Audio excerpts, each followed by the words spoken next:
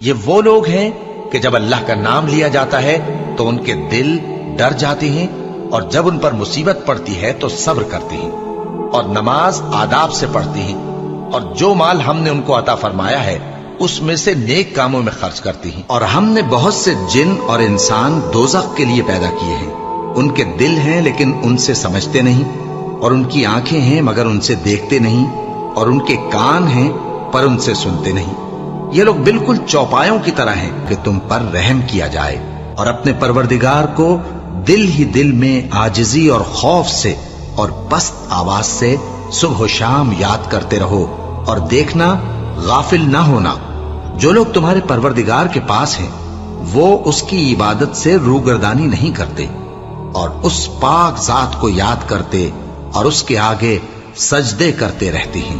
مومنو، اللہ سے ڈرو جیسا کہ اس سے ڈرنے کا حق ہے، اور مرنا تو مسلمان ہی مرنا، اور سب مل کر اللہ کی ہدایت کی رسی کو مضبوط پکڑے رہنا اور فرقے فرقے نہ ہو جانا، اور اپنے اوپر اللہ کی اس مہربانی کو یاد رکھنا جب تم ایک دوسرے کے دشمن تھے تو اس نے تمہارے دلوں میں الفت ڈال دی، اور تم اس کی مہربانی سے بھائی بھائی ہو گئے،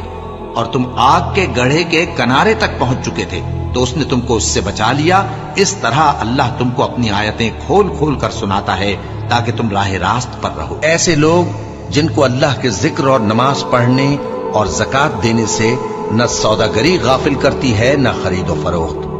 وہ اس دن سے جب دل خوف اور گھبراہٹ کے سبب الٹ جائیں گے اور آنکھیں اوپر چڑھ جائیں گی ڈرتے ہیں، تاکہ اللہ ان کو ان کے اعمال کا بہت اچھا بدلہ دے اور اپنے فضل سے زیادہ بھی عطا فرمائے۔ اور اللہ جس کو چاہتا ہے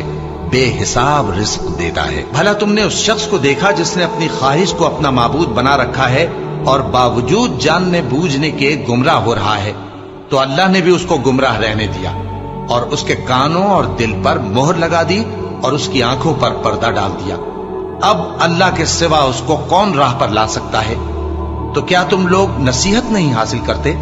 اور اگر ہر ایک نافرمان شخص کے پاس روئے زمین کی تمام چیزیں ہوں تو وہ عذاب سے بچنے کے بدلے میں سب دے ڈالے،